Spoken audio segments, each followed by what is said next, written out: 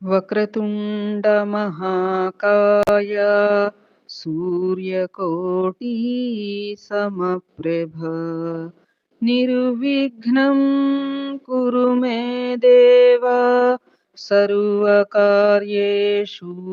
సర్వదా గురు బ్రహ్మా గురుర్విష్ణు గురుర్దేవో మహేశ్వరః గురు సాక్షాత్ పరబ్రహ్మ తస్మై శ్రీ గురవే నమః.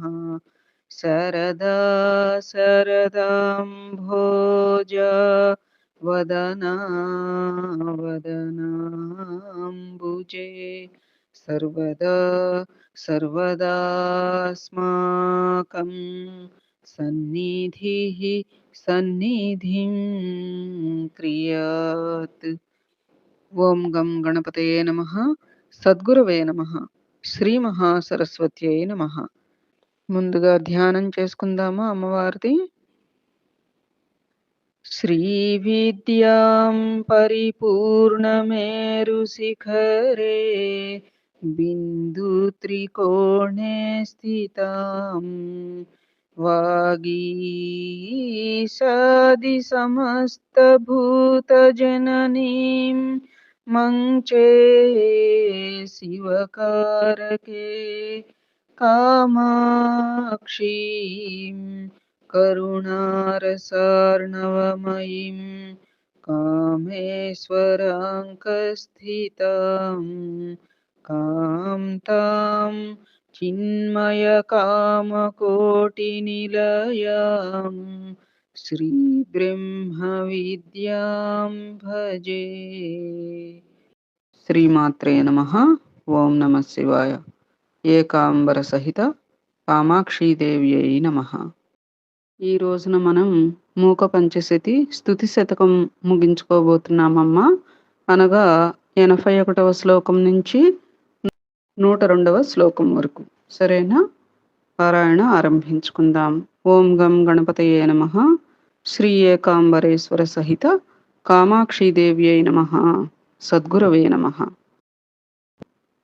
మహాముని మనోనటీ మహితరమ్యకం పాతటీ కుటీరకవిహరిణి కుటిలబోధ సంహారిణి సదా భవతు కామిని సకలదేహినాం స్వామిని కృపాతిశయ కింకరీ మమ విభూతయే శంకరీ. జనాః ప్రకృతి నిర్ధనా జన విలోచనా రుంతుదా నరాజనని వీక్షణాం క్షణమవాప్య కామాక్షితే వచేస్సు మధుమాధురీం ప్రకటయంతి పౌరందరీ విభూతిషు విడంబనాం వపుషి మాన్మథీం ప్రక్రియాం. ఘనస్తనతటః స్ఫుటస్ఫురితకంచుళీ చంచలీ కృతత్రిపురశాసనా సుజన శీలితోపాసనా దృశోస్సరణిమస్నుతే మమ కదాను కాంచీపురే పరాపరమయోగినాం మనసి చిత్కళా పుష్కలా. కవీంద్రహృదయే చరీ పరిగృహీత కాంచీపురీ నిరూఢకరుణాఝరీ నిఖిలలోకరక్షాకరీ మనఃపథదవీయసీ మదన శాసన ప్రేయసీ మహాగుణగరీయసీ మమ దృశోస్తు నేదీయసీ. धनेन न रमामहे खलजनान्न न सेवामहे न चापलमयामहे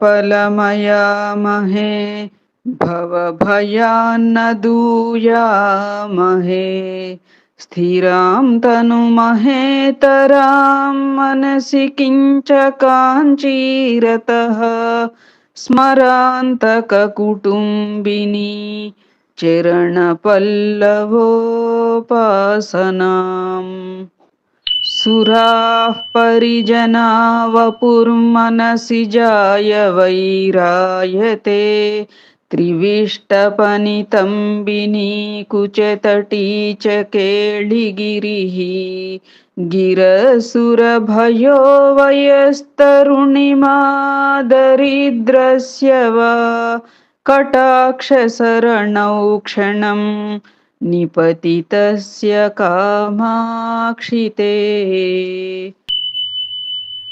पवित्रय जगत्त्रयी विबुधबोधजीवातुभिः पुरत्रयविमर्दिनः पुलककञ्चुलीदायिभिः भवक्षयविचक्षणैर्व्यसनमोक्षणैर्वीक्षणैः निरक्षरशिरोमणिं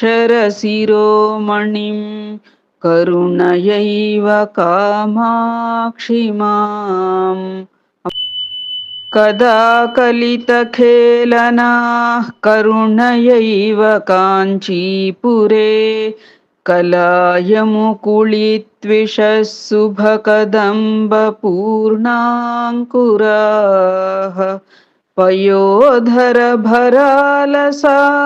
कविजनेषु ते बन्धुराः पचेलिमकृपारसाः परिपतन्ति मार्गे दृशोः असोध्यमचलोद्भवं हृदयनन्दनं देहिनाम् अनर्घमधिकाञ्चितत्किमपि रत्नमुद्योदते अनेन समलङ्कृता जयति शङ्करां कस्थली कदास्य मम मानसं व्रजति पेटिका विभ्रमम् श्रीमात्रे नमः परामृतरसप्लुता जगति नित्यमन्तश्चरी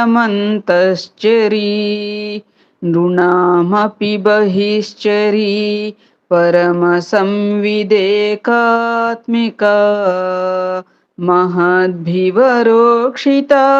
सततमेव काञ्चीपुरे ममान्वहमहं मतिः मनसि भातु महेश्वरी तपो विपिनधाविनं सततमेव काञ्चीपुरे विहाररसिका परा परमसंविदुर्वीरुहे कटाक्षनिगळैर्दृढं हृदयदुष्टदन्तावलम् चिरं नयतु मामकं त्रिपुरवैरिसीमन्तिनी त्वमेव सति चण्डिका त्वमिह देवी चामुण्डिका त्वमेव परमात्मिका त्वमसि योगिनी रूपिणी त्वमेव किल शाम्भवी त्वमसि कामकोटिजया त्वमेव विजया त्वयि त्रिजगदम्ब किं ब्रूमहे परे जननि पार्वती प्रणतपालिनी प्रातिभा प्रदात्री परमेश्वरी त्रिजगदाश्रिते शाश्वते त्र्यम्बककुटुम्बिनी त्रिपदसङ्गिनी त्रिक्षणे त्रिशक्तिमयि वीक्षणमयि निधेहि कामाक्षि ते। मनोमधुकरोत्सवं विदधति मनीषा जुषां स्वयं प्रभववैखरी विपिनवेदिकालम्बिनी। सदा शिशिरिता कृपा मधुरसेनकम्पातटे चराचरविधायिनी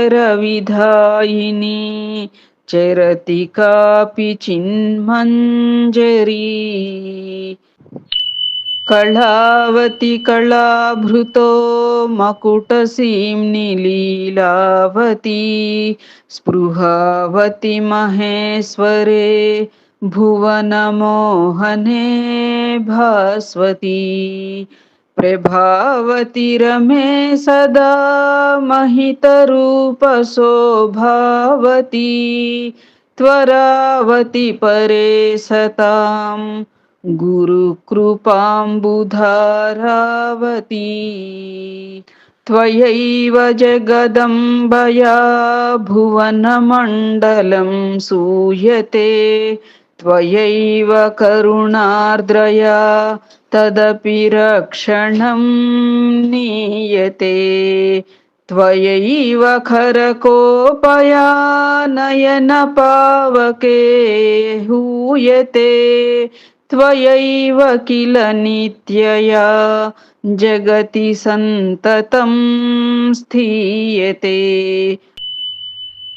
चराचरविचिन्मयीं सकलहृन्मयीं चिन्मयीं गुणत्रयमयीं जगत्त्रयमयीं त्रिधामामयीं परापरमयीं सदा दश दिशां निसाहरुमयीं परां सततसन्मयीं